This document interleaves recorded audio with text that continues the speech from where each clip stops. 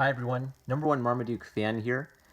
About a week ago I found two of my old sketchbooks that were kind of from my nutty conceptual art phase in school, where I was trying to work through some of my difficult questions about what is art and what kind of art should I make. And ever since then I've been looking for other old sketchbooks to talk about. And I noticed sort of a trend of regression in some respects, but also progression in other respects. So the regression is in my oldest sketchbooks, I wanted to be Rembrandt, I wanted to be Leonardo da Vinci, and my sketchbooks reflect that desire. I'm doing studies of the great masters. And then I kind of reached that crisis point in art school where my art teachers are challenging my beliefs about art. And then for a period, I wanted to be a conceptual artist. I wanted to make as crazy art as possible, which is why some of those sketchbooks from that period were completely nuts. But at the same time, I was also finding other ways to work. I was maybe, whereas early on I was really tight and controlled and spending 90 hours on it. Around that period of time, it was like I figured out, oh, I can draw quickly. I can just loosely sketch out an idea. So I started doing a lot more of that. And so what I think happened is my structural drawing, my proportions and kind of perspective drawings, those dipped out as I got interested in conceptual art and I got interested in gestural loose drawing, kind of Chinese brushwork. So I started doing a lot of that kind of drawing. And then from that point on, then I started trying to like marry those two styles. So this book is an example of me where I'm kind of saying, okay, I'm not going to be the next great conceptual artist and make goofy art projects and sell them for tens of millions of dollars. I don't even want to do that. I want to draw. So this comes from a good period where I realize I want to draw just because I'm learning about this crazy 21st century art. Doesn't mean I have to make that kind of 21st century art. And I'm starting to draw again, but you can tell that I'm still out of practice on when I was really focused on trying to be a Renaissance man. But I think this is a good period where I'm trying to blend the looseness of the expressive drawing style with some more tight control of my interest in line and expression. So this was, and I'm also using my sketchbook in a variety of ways, like for classroom notes, for reading notes, and to make observations for later. So these were observations from when I went to a a New Year's Eve dinner, and I just remembered the relatives had some really interesting stories and some really interesting things happen. So I drew some of that because it was really you see really old people, really young toddlers, and Uncle Dwayne comes by and he does has a really charming interaction with the toddler. So I wrote that down so that if later I'm telling a story about New Year's Eve, then I've got this great reference point about how real people behave and act. So I remember the uncle said, "Hey, give me some elbow," and the little toddler comes up and he's saying, "Hi, hi, hi, hi, hi," and then the toddler looked at the uncle's elbow for a while and then slowly raised his hand and high-fived the elbow, and then the uncle said, "Ha ha, I love you." That was so great. There was a little human moment that I got to be a fly on the wall and observe, and I saved that. So you have to pay attention to how people act. You can't just stay locked up in your basement playing video games and watching anime all the time. You've got to watch a few real people interact with each other. My closet light just turned off, but this time I was smart enough not to film in there. So that's why I'm not cursing the darkness right now. And then I also wrote down a story one of the grandmas told about how she stuck her tongue out at her mom as a kid, and then her mom made her sit on the porch with her tongue stuck out as a punishment. That was great. I'd use that if I said a story in kind of like the Depression era. Here's my cool and amazing OC, guys. She's got some awesome armor and a sword and board. Come forth. Yeah, she's going to totally kick a whole bunch of butts. Yep, my OCs are totally amazing. But, oh, what's this? This was another little observation. I was at the airport and a kid put his little R2-D2 onto the conveyor belt for the TSA, and he wished his R2-D2 and his little stuffed animal a safe flight. And then a few little notes on books I was reading. All right, this is one of my cool and amazing OCs again. So this is an example of me sketching out really loosely an idea for a scene, and I'm glad I did this because when I go into the imaginary world of the story I want to tell, I'll have lots of great visual ideas that'll kind of go rushing by. but I needed to sketch them down so I could remember them. And sometimes this means my sketchbooks will be full of like 100 pretty scene ideas when I may not need all that for a story, but at least I've got a memento of that because I could imagine it and then the idea floats away and it's gone forever. So she's falling headfirst, and this is supposed to be a distant landscape, like she's hundreds and maybe thousands of feet in the air. And so the action line is she's sweeping, her hair is coming up, and then this is supposed to be her falling through a cloud. So there's like this indentation in the cloud as it sinks down, and she's going in, and then she goes through the cloud, and she gets wet, and the wet wakes her up, gasp, and then she comes out of the cloud, spins, looks down, and her eyes go wide as she sees where she is, and then there's a close-up on her eye with the reflection of the landscape below, and then just an empty shot of landscape. Yeah, so essentially this is really loose drawing, but it gives me the idea of exactly what I need to do to evoke this idea in a scene, and I've got a rough composition already where I could rework this, but I have the idea for a 3-page big reveal scene laid out. What was this? Oh, I can't show that. Cannot show that. A little doodle of my cool and amazing OC. Another cool and amazing OC. I think I can show that. I could show this. This is just me doing some loose gesture sketches for a illustration project I was hired to do. What can I show you? Oh, this was going to be fun. Yeah, I don't think I'm ever going to do anything with this idea. So this was going to be a parody shirt of Avatar: The Last Airbender, and I had the idea to do something inspired by the good, the bad, and the ugly, since there's one scene in Avatar: The Last Airbender that pays homage to that movie. It has 3 of the characters in a Mexican standoff, so I was going to have Aang as the good, Zuko as the ugly, and Azula as the bad. And as I looked at this, I tried to find where my structure was, and I realized I didn't do an action line or much structure to this. I went right into it. So there's a little indication of, I always start with a circle for the head and the rib cage, but then I didn't do an action line for the spine or hips. I went right into sort of the baggy clothes because I was referencing the poster, which means I don't have much structure I can look at and critique and correct my proportions on it. But I think I did get a pretty good feel for, the body language. Azula, she's got sort of this ease in her posture as she looks over at her brother. Aang's got a nice strong pose that reads as heroic. Zuko's also got a nice strong masculine pose to him. So what this sparked for me was the difference between structural drawing and gesture drawing. Structural drawing is, measure the head, get all the 8 heads, check your proportions, get a measuring stick and double check everything and correct everything. You're building the body from the ground up using measuring to correct it. Gestural drawing, I've heard people use the phrase in a couple different ways. So one way I've heard people talk about gestural drawing is the gesture of your hand as you draw. So the idea is your hand is kind of loose and you're moving your whole arm, not just your little fingers. You're moving your whole arm, and that gesture of your arm is used to build the drawing. And one of my teachers also used gestural drawing to describe capturing the gesture of the human figure. So the live model might pose for about 1 minute or 30 seconds. You're supposed to just get that idea of the gesture, and then boom, she changes, and now you're supposed to capture the new gesture. So there may be, I don't know, different people may use the term gesture drawing in different ways, but it seems to have the idea of you're quickly capturing the idea of something. And what I like about these 3 drawings is they capture the idea of the body language, so I could come back and build this up more carefully, but try to preserve the liveliness, the relaxation that I see in these poses. They don't feel stiff, like their legs are tacked together, or like they're action figures. They feel like real people standing, even if I've just kind of indicated that with kind of a sketchy scribble shape. My human figure drawing. This one's a little stiffer. So I composed it. I didn't do my skeleton, and I didn't double check, so he feels a little squat. I don't know if I've published this under my real name or not, but kind of a goofy one. Okay, what can I show? I don't want to show that. Oh, that's cute.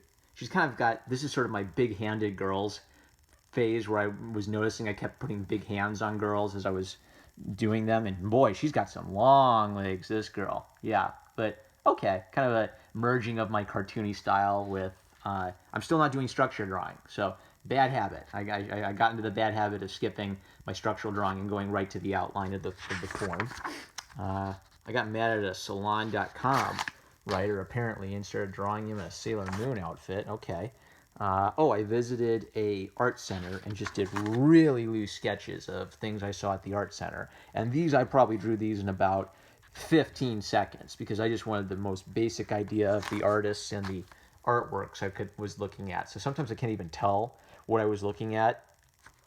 Wolf head, yeah, that's a wolf head. And I drew that I bet I drew that in 3 seconds. So I just wanted a little record of the things that interested me visually while visiting an art center and having to draw really quickly. So look at this. I'm just letting my hand move. I'm probably not even looking at the page. I'm looking at the artwork, and I'm just I am not looking at the page. I'm just going, and I'm looking straight at the artwork the whole time. And then I look down, and I've got the rough shape of the idea down. And even though I can't exactly tell what this is, if I looked it up, I think I would have I'd be more easily able to make the connection. This isn't trying to study it or capture it. This was me almost using drawing as a form of note taking. I take a note on who the artist is, what the title is. I kind of note take the shape of it or the feel of it if I ever want to come back to it later. So I can tell that's sort of a ladies abroad. So maybe that was sort of a kimono shape, and there's also with some detail on the kimono patterns. Richard Shaw, fish cup on a porcelain rock. Okay, some human figures. Yeah, so this is where I would say I was so focusing on gesture drawing, of just loose and expressive sketching, that I was completely losing structure and not able to tell what it is later. But I was also trying to practice drawing quickly because I was so tired of spending 90 hours on a drawing. And I believe I was on a trip when I drew these, so I didn't have time to stop and draw. I wanted to capture a few basic ideas quickly so I could keep up with classmates. So there was something about the situation that forced me to draw as fast as possible. And I've talked about this over and over again, but I'm a big advocate of challenging yourself to draw in a few different styles. So I have a slow style where you slowly work out every detail and you make a very polished, finished piece. Have a fast style where someone goes whizzing by on a bicycle, zoom, and you try to capture that idea of the person on the bicycle.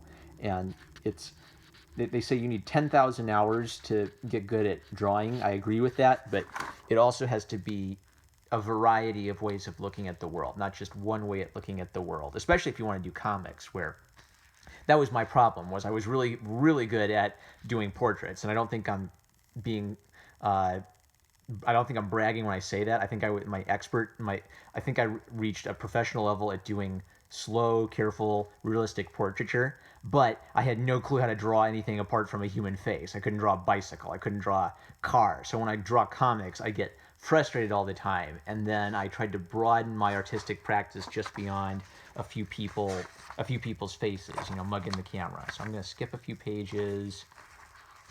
I got really fascinated with the idea of Leonardo da Vinci's studies of embryonic life, and I had the idea of doing a whole visual novel of like scientific illustrations from conception to birth, and that's just that's the whole idea. A child curled up in the womb and captures that's all I needed. That's all I needed to just remember what the project was going to be. I don't want to show that. Don't want to show that. Don't want to show that. What else can I show in this one? This was me taking notes on some children's stories that they were drawing on a little iPad, and then they were drawing pretzels and then telling stories about the pretzels in different colors. So I like taking notes on those kinds of stories because kids are very raw in how they come up with stories, and I like paying attention to that because they come up with things that are pretty cool, even from the perspective of an adult and serious storytelling. Sometimes you get stuck and you get too obsessed with building the world or the themes of the book that you just forget to have fun and use your imagination and get creative. And I think kids are good at doing that, which is why it's worth paying attention to what they draw and the kinds of stories that they tell. So once again, I'm going to recommend that you go read all of Axe Cop, written by Malachi Nicole, drawn by Ethan Nicole. It's one of the funniest books I've ever read.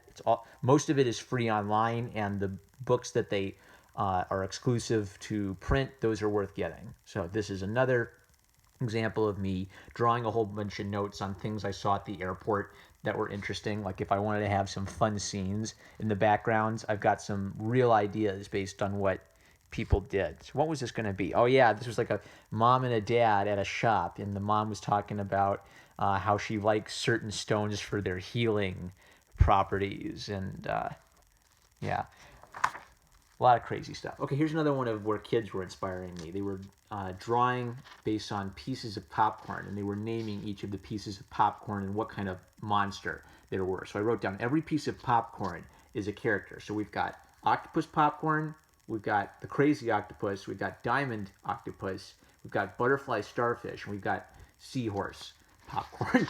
So if you are stuck, if you don't know what kind of character to tell you a story about, look at a piece of popcorn, draw a picture of it, put a face on it. And this is like really loose and childlike, but it's sort of like the design sensibility of Kirby. Kirby's a big pink ball of puff with two big red feet, and he's a great character. He's a lot of fun to draw because he's so simple. It's a very elegant simplicity. This is a bit more of a loose simplicity, but it's a great start for coming up with a few funny characters or ideas. I don't know if I can show that. I don't know if I can show it. Oh, there we go. There's Tom Preston. Oh, Tom Preston. I drew him because his story is so sad, and I got to watch his rise and fall on DeviantArt. So, I don't know. Tom Preston has been something in the back of my mind for years. It's kind of a cautionary tale of what I must not do on the internet if I want to succeed. Don't think I can show that. A bunch of Martians. Okay, Marvin the Martian Manhunter, Miss Martian, Tars Tarkas from John Carter of Mars, H.G. Wells, Martians. There we go. The big triangle, sort of octopus Martians. Hey, that would have been cool. Let's see. Butterflies. I think that might have been the end of the sketchbook. I filled most of the sketchbook. So the last two I looked at, I had tons of empty pages. And I think part of that was I didn't like where I was drawing in those sketchbooks, so I got less passionate about it. This book, I feel like I was passionate about it, and I only... Oops, forgot to delete all my old vids and my phone ran out of storage. So what I was saying was I only had about 5 or 10 blank pages in this sketchbook, and I feel like I used it well. I feel like I moved on not because I was tired of drawing or if I was being too neurotic about what I was drawing. I feel like I moved on because I used the heck out of this sketchbook. When I look at the front, I think I wore through it just from carrying it around so much. So this is Japanese ink brush, Chinese ink brush style drawing with sort of a mountainous landscape, probably taking inspiration from some real Chinese landscape. Monkey, character, it's our boy Arnold. I was probably going to do something Arnold related. It's probably about maybe 15 blank pages in this one towards the end. I know I had a sketch towards the end. Okay, so this was just some really loose doodles from when I was at a lunch. Okay, this is what I was looking for. So this was from the election primary season. So I drew Sanders and Trump and tried to pay attention to their jawline and their hairline and some of their facial structure. I love those two drawings. This was just me being a little bit more silly and doodling out a few things. There's one of I just watched Ethan Van Sciver's video on a My Little Pony character for boys, where, what do you call it? My Girthy Stallion. I'm going to go through, because when I say I draw every day, I draw loosely every day. And I haven't been doing like structured sit down, get every tool all together and draw a structured drawing in a while. And watching Ethan Van Sciver, I've said before, he lit a fire under me where I've been trying to do more structured and realistic drawing again like I used to, in addition to just loose sketching.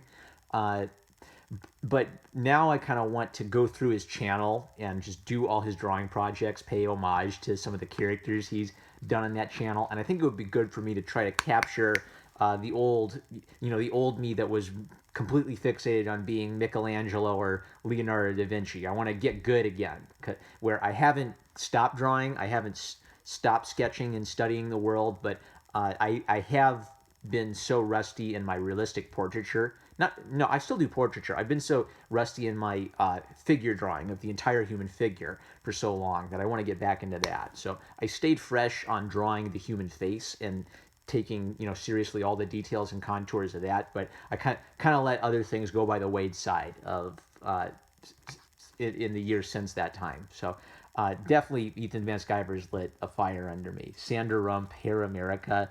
I just completely going nuts on their hair. I had this idea that it'd be a fun way of making characters is to start with just a little loose hair idea and then add a face to that. So I'm big on not getting stuck. I'm big on not just looking at a blank page and not knowing what to do. I'm big on just going. Let your hand go. Come up with a few. Look at this. This is a chick with a giant egg for a head. Yeah, whatever. Yeah, you could do something with that. And then I drew Loki and Bernie Sanders in a very cutesy style. I was really interested in Bernie Sanders and Donald Trump for a while. So I would say this is a really decent sketchbook in terms of having the good habit of carrying it around everywhere and drawing different types of things. So you saw that I had observations of real people doing little things with their kids or going to the airport. I had a few attempts at studies of the human figure, which sadly I think were much weaker than what I was drawing a few years prior to this, in part because I got so obsessed with 20th century art and conceptual art that I diminished my practice in the human figure and in perspective drawing, and I got obsessed with sort of weird conceptual performance arty stuff for my classes. But at least this was the moment where I know I could tell just from looking at this sketchbook. I know this was the moment in my life where I was saying I need to draw. They say that realistic art is passe and it's not cool. It's not what the cool kids do anymore. Well, I don't care. I want to draw, and that passion comes across in the sketchbook. So that's, even though I've roasted myself a little bit, and I think I've recognized my weaknesses at this point, I do think this is an example of me moving in the right direction towards getting good again, son. So this was fun. Thanks for going along on this weird journey with me. I'm #1 Marmaduke fan. Love you guys. Catch you later.